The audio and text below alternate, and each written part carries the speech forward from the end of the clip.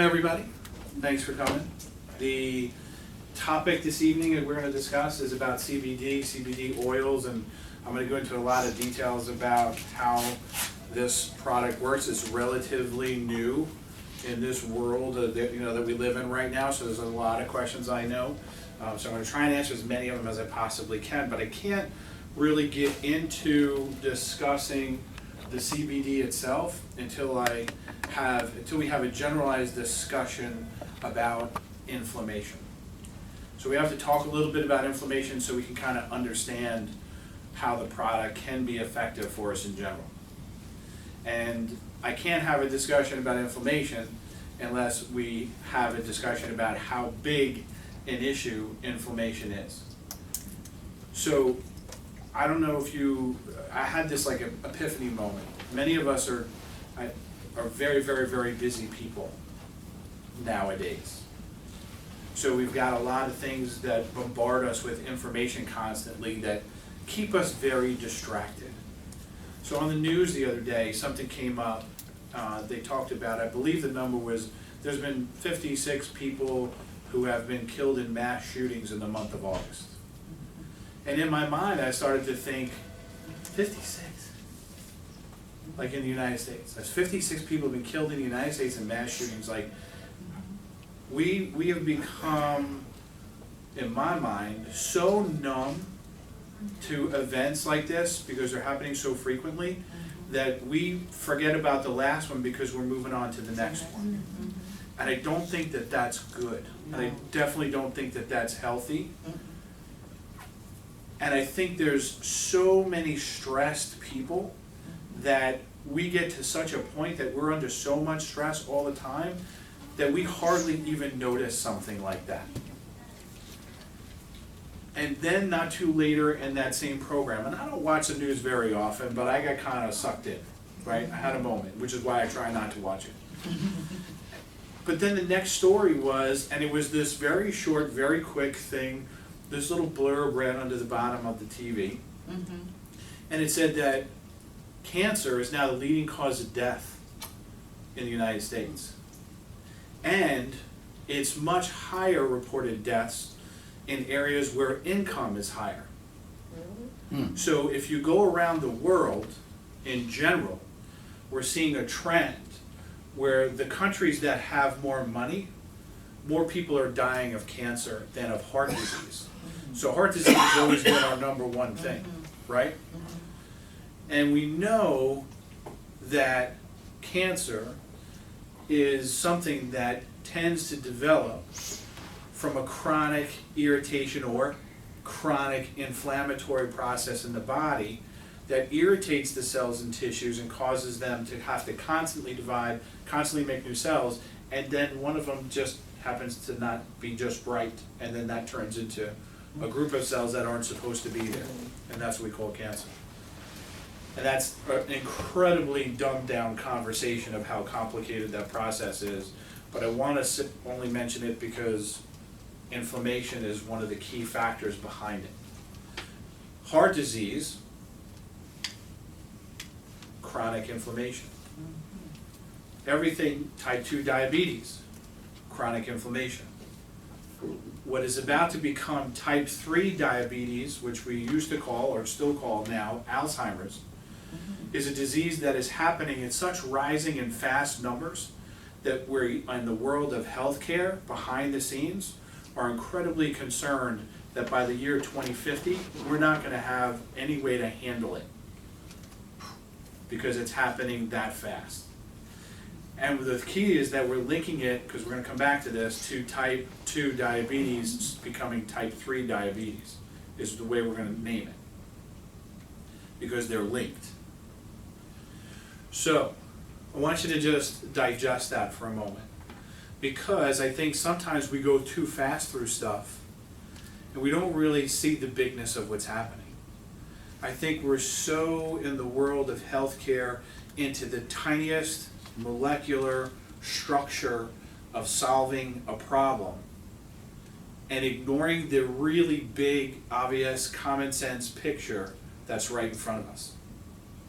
When you tell me that some of the richest countries in the world, that now the leading cause of death is cancer, and everybody's doing all this cancer research and spending hundreds of billions of dollars on it every year in the United States.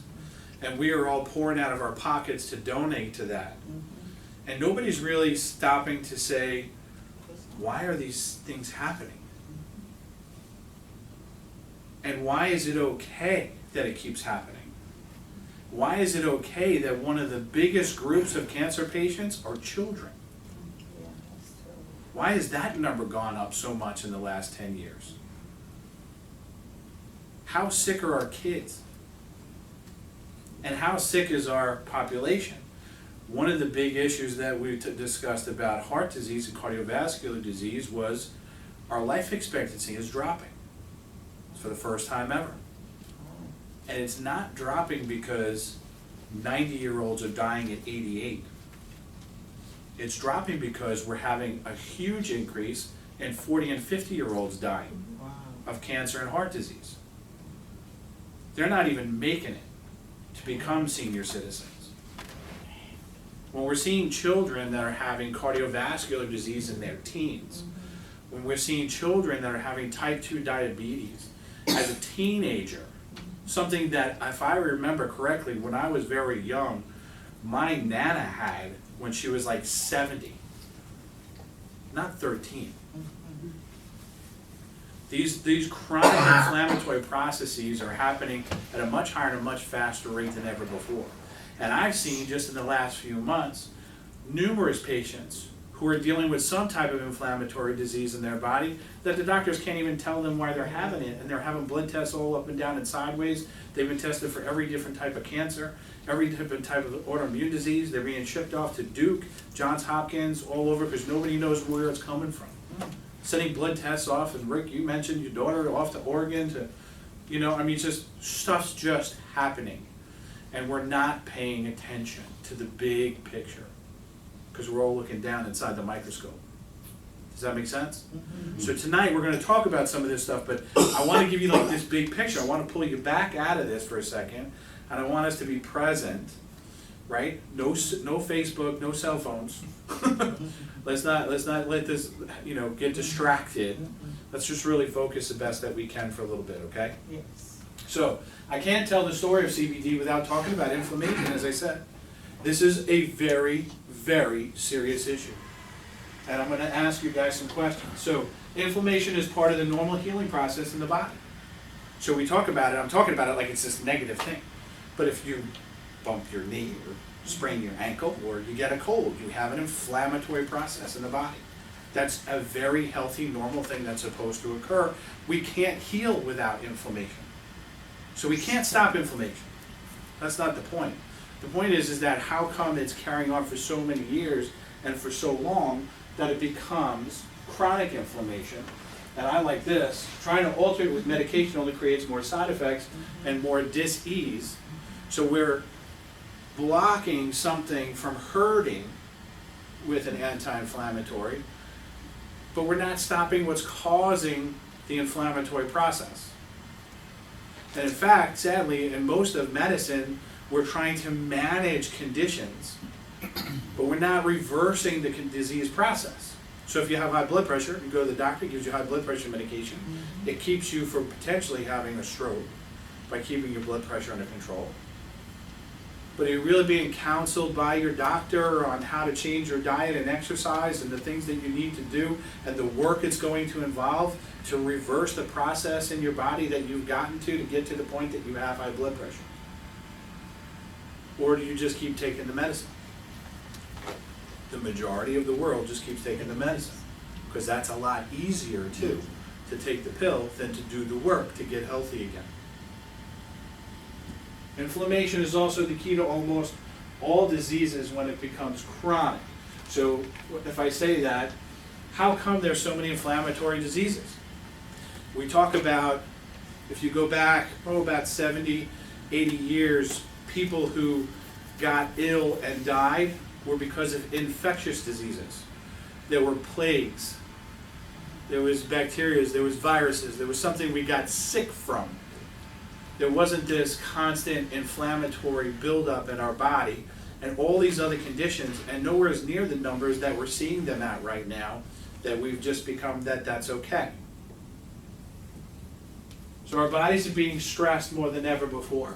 And I don't want to spend too much time on this because I do have my stress class, but I contend, and anybody can argue with me later if you'd like to, that this is absolutely, positively the most stressful time our human being race has ever experienced.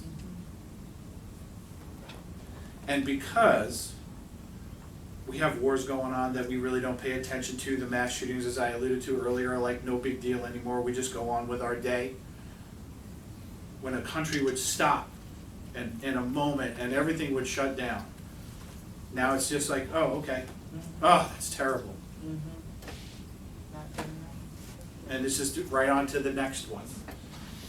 We have constant bombardment of social, what is it called, with the Facebook and the stuff? Social media. Social media, thank you. Anyway, so now, when Aunt Jane, out in California had something wrong, we might have got a letter in the mail just 20 years ago, right? Or somebody used a dial phone with a cord on it to call you and let you know what was happening. Now it's instantaneous. And now we're being sucked into everybody's problem and everybody's drama within fractions of a second, to the point that if you watch people, and I try and stay off of it, people say, did you see, my wife says to me, did you see Facebook? What did No. Like, I'll put a post up for you guys to look at if it's something health related, but I can't get on there because I become a zombie. Like, I am sucked into that thing. I can't look at one post. I start scrolling right through it, and then if anybody's talking to me, I can't hear them. I don't know what's going on in the world around me. I am glued to that thing, and I can't do it. It's like a drug for me. I gotta stay away. More stress than ever before because the foods that we're eating, well, I don't even know if they're really food anymore. I could give you a class 20 years ago and say, you know what? These are the healthy things you should all be eating. And you need to avoid these foods over here. I can't tell you that being a vegetarian is any healthier than somebody who plows through a steak every night, because the vegetables are genetically modified to the point that they barely resemble anything other than the color they once were 20 years ago. My son bit into an apple last week in the morning that he was not supposed to have. Okay? Bit into it. Put it back. When I came home from work, it had not turned color. Oh, no. It didn't turn brown? No. So how does that happen? I mean, all of us grew up in a time of, you couldn't get to the other side of the apple. It was turning brown already. Yeah. We're genetically modifying these fruits and vegetables to make things last, right? Because we have a lot of people and we got to feed a lot of people, and I understand the point. But if we're getting so sick from this stuff and our bodies don't know really how to digest this stuff, I don't know. You want to invest in something, invest in Pepcid and Prilosec and Zantac and Tums, and because we're all sick. We're all inflamed.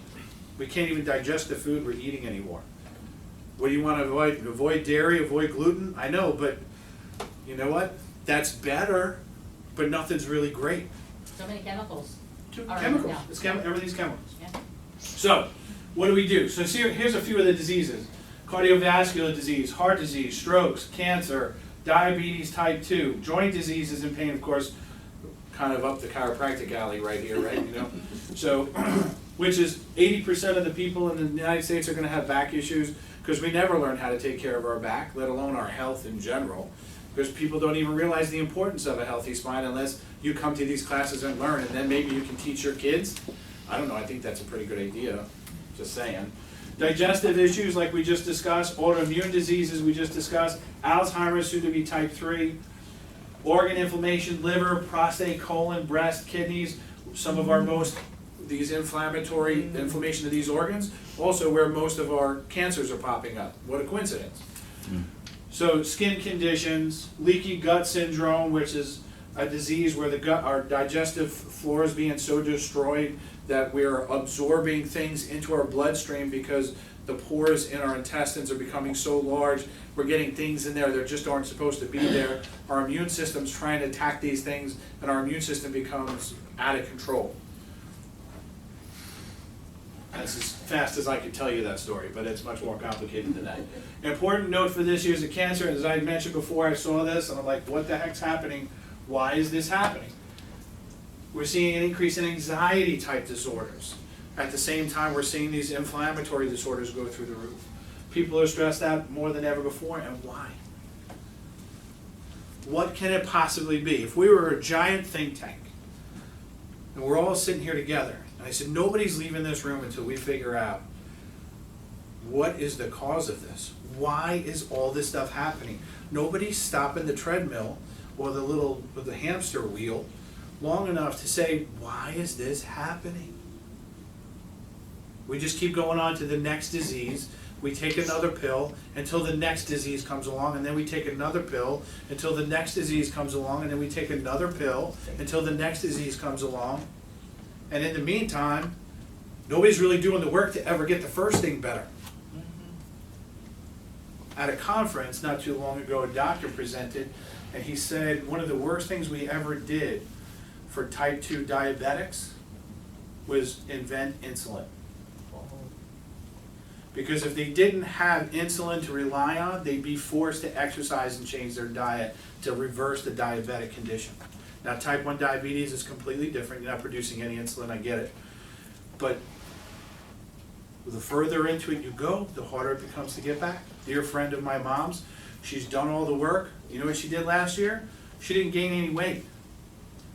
Her A1Cs dropped a little bit, but she wanted to lose all this weight, and she wanted her whole life to be different. She wanted to be cured of diabetes because she did all the work. I said, you know what? It didn't get any worse. You stopped this giant freight train of this condition that you were going down, and you started to actually reverse it because we're seeing some changes in the blood, and you're doing really good. I'm not even her doctor, I'm just a friend. I'm just saying, but nobody's really talked to her about that. Nobody's given her the encouragement to keep going forward. She wanted to just stop because she was getting frustrated. She wasn't seeing change, but there were changes. So year by year, once you get that sick, it's hard to pull that thing back. The best advice I can offer anybody is do everything you can to not get sick in the first place, right? Wouldn't that make sense? And I love to say when we do classes, you know, everybody wants to eat a salad after they have a heart attack. But nobody wants to eat a salad to prevent themselves from having heart disease. Where are our heads? What are we thinking? So CBD, how does this play into all this? One of the major properties of this CBD oil that we're understanding is that it helps reduce inflammation. And there's a number of different ways that it does that. So, by helping regulate what's known as the endocannabinoid system. So this is something that's kind of funny that it's actually called the endocannabinoid system, and CBD is from cannabis, initially. It also can come from hemp, and we're going to talk about the differences and how some of that stuff occurs and how it's processed and what's maybe good, what isn't, in a little bit. But I want you to understand there's a system in there. The system, the human body, has cannabinoids of its own. We're learning this now. We didn't know that before until we started having this huge influx of money into this CBD stuff. And now we can do more research on it, so we're learning things about it. So we have cannabinoids in our body, but what happens is they help regulate sleep, immune responses, and pain. That's their job. And there's a couple of different types, and I'm not going to go into the super crazy technical details of it, but to say that it helps regulate it by balancing them out. What's happening with some of our inflammatory system is they're getting higher of one type, not enough of the other, and the CBD oils and creams and stuff like that help to balance out and regulate this system so that we can sleep better, have a healthier immune system, and have decreased pain. That's as simple as I can make it. It's very complicated, okay? And we can talk more about it later if you'd like. Early research is showing that CBD can help control some of these out-of-control responses in the body. And let's talk about 3 different types. So marijuana is where this cannabis, right?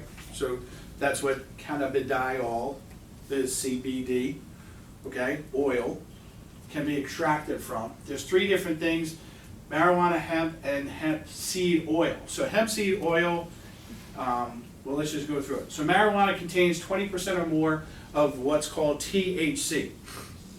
THC is the chemical compound. It's one of the cannabidiols. There's many of them in these plants, but it's one of the ones that makes us high. Easy way to describe it? Everybody know you get high from smoking marijuana, yes? Okay. So the THC is what does that. In a marijuana plant, there's roughly about 10% of the CBD oil that we try to extract, that we have in the products that help us with the inflammatory processes. It's being tested as an alternative for the problems that we're having with the opioids. Opioids, not to get into another major issue, but that kills about a person every 8 minutes in the United States. Some states like West Virginia, it's much higher than that. Ohio, West Virginia are 2 of the highest reported deaths in those states. Most of these people, now I'm not just saying who people like OD on heroin, but people who all of their heroin addiction or opioid addiction was started by a prescription someplace from a doctor. Now we're pulling those away because we're realizing the addictive property does.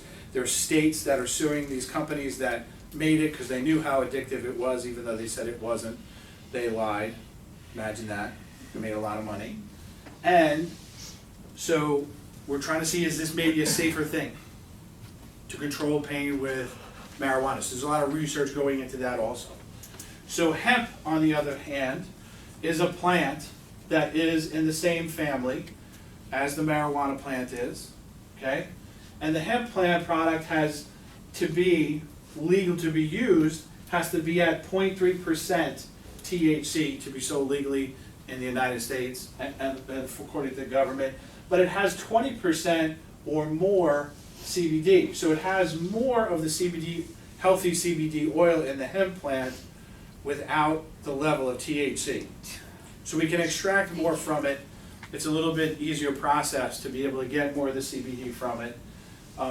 Laws in Virginia, holy cow, what a train wreck trying to figure that stuff out is. I mean, things like, well, nobody's really going to do anything about it because the laws are so sketchy. There's tons of laws trying to be reviewed. You can read articles where newspaper reporters are trying to get answers from the FDA and the CDC and all these different places and from state government, and nobody will even talk about it because nobody wants to even make an answer of something. I have had in the past patients who have taken products of CBD oil whose level was above 0.3 of the THC in the product and have tested positive for marijuana use and have put their jobs in jeopardy.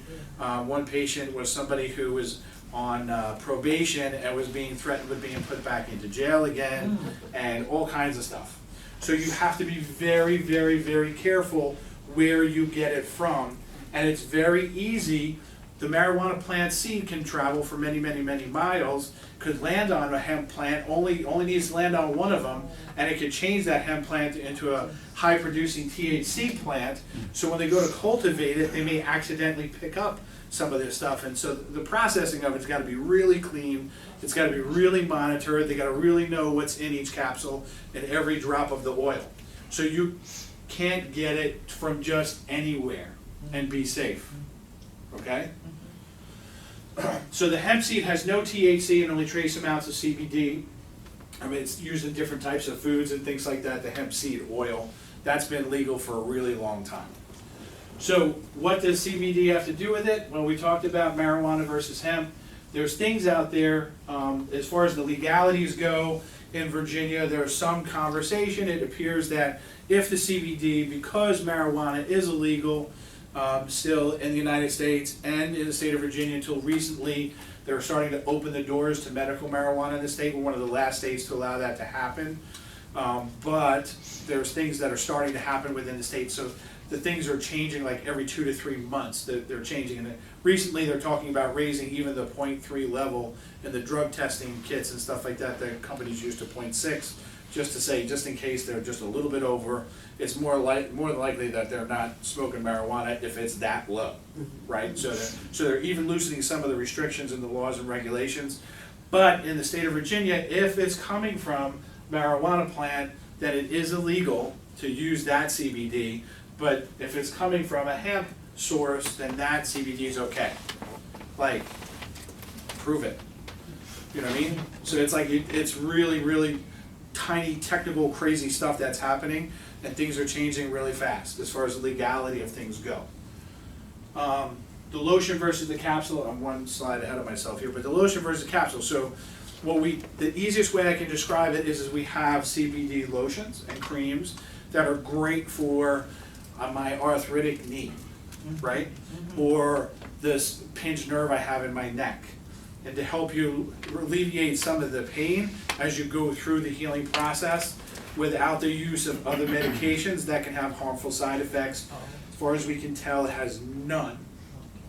Unless it's in too high a dose, and it can cause like diarrhea or something like that because it's just too much oil, like any other too much oil could do, right? So, it seems to be much safer than a lot of the medications on the market. The lotion has low to almost none in the THC, but once you put it on your skin, none of it's going to get into your bloodstream. So it's perfectly safe to use the lotion. The hemp oil is what we use, which is cultivated from a farm in Wisconsin, and it's not, there's no, I mean, it's very, very tightly regulated for how much THC is in it, and it is the hemp plant, so we get a lot of the CBD, healthy CBD oil that gives us the great benefit of reducing the inflammation, helping with anxiety, helping with sleep disorders, and so on and so forth, and it helps to decrease pain, but it's more helpful if you have more of a systemic issue. So if you're dealing with an autoimmune disease, or if you're dealing with inflammation in all of your joints, like rheumatoid arthritis or something like that, you don't want to take the cream and just lather it up. It's easier just to take the capsule and then still have the same effects that way. Does that make sense? Okay. So the THC, I get into some of that already. Things you want to watch out for, we're going to get into some discussions about that. We talked a little bit about it earlier. Where things are coming from is really important. So I want to get here, know your company, where you're buying it. Make sure that the companies are being regulated by a third party. So you don't want to get something from a company that is regulating it itself without some outside company, because the FDA is not really involved in this stuff. And you can argue we want them involved or we don't want them involved, but either way, you want somebody that's a third party company to be observing and extracting and testing the stuff that's being made by the company, and we have that. There's 4 different companies that they outsource through standard process to come in at any moment in time, take a sample of something, and make sure that it's absolutely what it says on the bottle. So they open themselves up to that, and that's why one of the reasons I love that company, other than the fact everything's from food and it's not synthetic source. Oh, look, that just popped. What timing? So something's happening also in the human body, because we need to understand that the human body somehow knows the difference between natural and synthetic, and we don't have any freaking idea how it knows this. But the body is so intelligent, it would appear that we're starting to have discussions and trying to do research on this, because we could say, well, we tested this vitamin C, and it did X, Y, Z, and you'll see another research study that says vitamin C doesn't help with X, Y, Z. And we have to look at the source and say, well, where did they get their vitamin C from? Is now the topic of discussion. Because why would it work here and not work there? And it appears that it just seems to work because one came from an orange, per se, and one was made in a factory. It's the exact same chemical compound. So we don't know how the body knows the difference. But somehow the body knows the difference. That it came from, a bucket of oil somewhere that somebody turned into a synthetic something, and they made it into the exact same chemical structure, but the body knows the difference. It's why we can use some of the, if you ever look at some of the standard process of anything, it's gonna have a much lower dosage than the 50,000 blah blah blah units of something, and it works 10 times more effectively because the body is more adept at absorbing food, who would think, than chemicals. Even if it's the same chemical compound, somehow it seems to know the difference. So this is a whole nother thing that is happening. So we want to, if we're getting the CBD, make sure it's coming from a natural source and it's not being produced synthetically in a factory someplace. Okay? Vaping. So this I had to throw in right at the last minute because over the last couple of weeks it's in the news. People are dying from vaping. When everybody said, oh, vaping is going to be better than smoking and it's not going to have all the chemicals that are in, and I started looking at all the chemicals in the vaping and I was like, well, this has got a lot of chemicals too. I don't know. We're not going to know. You know what we're going to know? In 10 years. When people start having cancers and lung damage, and you know what? It took 2. Yeah. Now all of a sudden we're getting people who are dropping dead and people, hundreds of people with severe lung damage. And one of the things that seems to be at the core of it right now, and this is very early statistical data, is that there's some type of THC and CBD that's mixed into the vape that these people are using, and it was bought on the street. Yes, yes. So it's not stuff that's being bought like from a company, it's not natural, it is some type of synthetic something or other mixed with who knows what, that these people are vaping and inhaling into their lungs, not knowing where it came from, but they're getting their high or they're thinking they're doing something healthy because it says CBD on it, and it's really not healthy. And I'm not a big fan of the whole vaping thing. I really think in the next few years we're gonna see a lot more fallout from this stuff.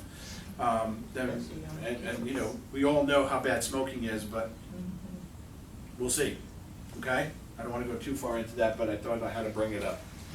So, I'm gonna stop at this point, and I'm gonna try and answer all of your questions. And when I thought about answering your questions, that anybody's gonna bring up, in case I didn't cover any of your questions and you need more information, when I talk about this, this is my statement. I will try and avoid opinion to the best that I can. And keep it to the facts as best that I can for what we know so far. Because I believe when I do this class the next 6 months to a year and do it again for my patients, that there's gonna be even more information and maybe some of it is even changed. Because we're only starting to do the research on this stuff to really find out what the potentially huge benefits there are, and even the THC being involved in some of the product and it regulating pain also, and treatments for being tested for conditions like Alzheimer's, like we were talking about earlier. There's a lot of research going on with marijuana treatment for Alzheimer's and chronic pain. We've already known it's having a huge impact on epilepsy conditions and calming the nervous system down, and that's balancing out that endocannabinoid system, etc. So I want to avoid any politics in our conversation. So I'm not gonna get into too much of that. If I feel like we're going that way, I'm gonna time out and stop it. Okay? Thank you for watching our video. If you like what you saw, be sure to subscribe to our channel. Yeah, and like us on Facebook. There's always a lot of information also on our website at rosemontchiropractic.com.